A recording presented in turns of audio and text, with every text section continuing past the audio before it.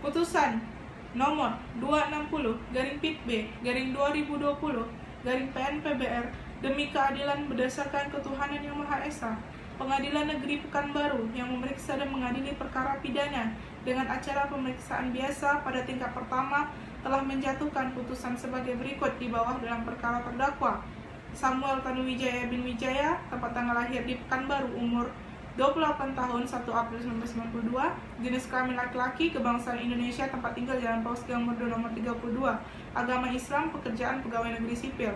Rian Suendra bin Hendra, tempat tanggal lahir Pekanbaru, 28 tahun, 1 Juni 1992, jenis kelamin laki-laki, kebangsaan Indonesia, tempat tinggal Jalan Katiga nomor 10, agama Islam, pekerjaan pegawai negeri sipil.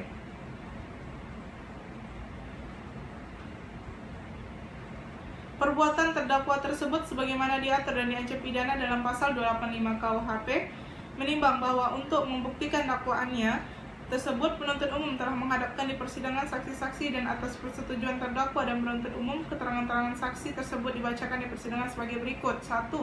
Saksi Hendra Mulyana di persidangan di bawah disumpah telah memberikan keterangan yang pada pokoknya adalah sebagai berikut: bahwa benar saksi tidak mengenal terdakwa 1 serta terdakwa 2 dan tidak memiliki hubungan dengan kedua terdakwa.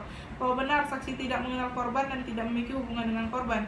Bahwa benar saksi melihat korban diperkosa di hutan Kota Pekanbaru pada pukul 11.06 waktu Indonesia Barat. Bahwa benar saksi melihat saksi 1 melakukan pemerkosaan terhadap korban. Atas keterangan saksi tersebut, terdakwa pada pokoknya membenarkannya dan tidak keberatan atas keterangan saksi tersebut di atas.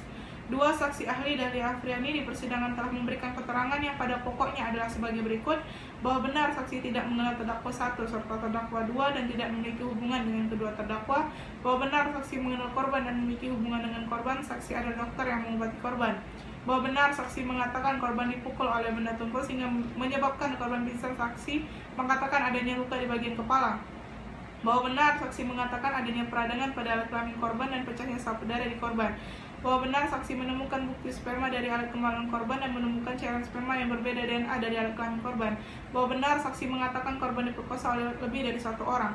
Atas keterangan saksi tersebut, terdakwa pada pokoknya membenarkannya dan tidak keberatan dengan keterangan saksi tersebut di atas. Menimbang bahwa persidangan telah didengar keterangan terdakwa Samuel Tanuwijaya bin Wijaya di depan persidangan yang pada pokoknya menerangkan sebagai berikut: bahwa benar terdakwa 1 mengantarkan korban pulang dari acara ulang tahun sahabatnya. Terdakwa mengatakan dia dan korban pulang dari acara ulang tahun tersebut pada pukul 10.50 waktu Indonesia Barat. Bahwa terdakwa 1 membenarkan apa yang dikatakan Aseng, Hendra, dan Dahlia tentang hubungan terdakwa dengan mereka. Bahwa benar terdakwa 1 membawa korban jalan-jalan terlebih dahulu mengelilingi hutan Kota Pekanbaru sehabis dari acara ulang tahun sahabat korban. Bahwa benar terdakwa kehilangan handphone pada malam itu.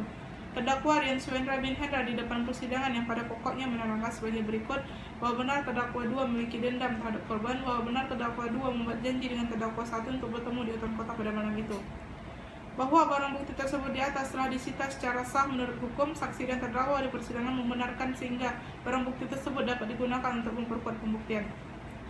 Menimbang bahwa berdasarkan keterangan saksi-saksi tersebut di atas yang saling bersesuaian satu sama lain, dihubungkan dengan keterangan terdakwa dan dihubungkan pula dengan adanya barang bukti sebagaimana tersebut di atas, maka ditemukan adanya fakta-fakta yuridis sebagai berikut: bahwa terdakwa Samuel Tanuwijaya bin Wijaya dan Rian Suendra bin Hendra telah melakukan pemerkosaan, kejadiannya yaitu pada hari Selasa tanggal 25 Februari 2020 sekitar pukul 11.45 waktu Indonesia Barat bertempat di Jalan NH Tamrin.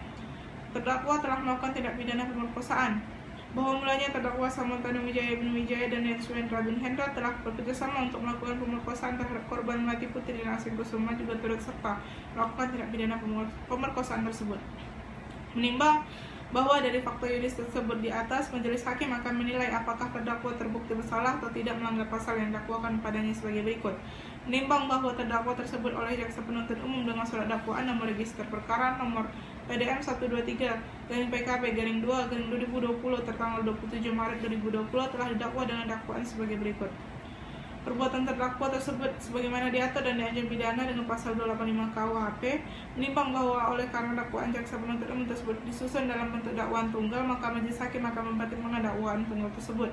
Menimbang bahwa pasal 285 KUHP sebagaimana dimaksud dalam dakwaan tunggal tersebut memuat unsur-unsur pokok sebagai berikut: 1. Unsur barang siapa. 2. Unsur dengan kekerasan atau ancaman kekerasan. 3. Unsur perempuan yang bukan istrinya. 4. Unsur bersetubuh. Menimbang Dengan demikian telah terpenuhinya semua unsur dakwaan yang didakwakan kepada terdakwa Samuel Tanuwijaya bin Wijaya dan Rian Swendra bin Hendra telah terbukti secara sah dan meyakinkan menurut hukum bersalah melakukan tindak pidana pemerkosaan sebagaimana diatur dan diancam pidana dalam pasal 285 KUHP. Menimbang bahwa dari uraian-uraian tersebut di atas, pada akhirnya majelis berpendapat bahwa terdakwa terbukti secara sah meyakinkan telah bersalah melakukan perbuatan pidana sebagaimana didakwakan kepadanya. Menimbang bahwa karena semua unsur yang terkandung dalam 285 KUHP telah terpenuhi, semuanya harus dinyatakan bersalah dan harus dijatuhi pidana yang setimpal dengan perbuatannya. Menimbang bahwa apakah terdakwa dapat dijatuhi pidana atau tidak, maka terlebih dahulu haruslah dibuktikan ada atau tidaknya alasan pembenar bagi diri terdakwa. Menimbang bahwa berdasarkan fakta yang terungkap dalam persidangan tidak ditemukan adanya alasan-alasan pemaaf, sehingga karenanya segala perbuatan yang terbukti padanya dapat dipertanggungjawabkan dan karena terdakwa dapat dijatuhi pidana.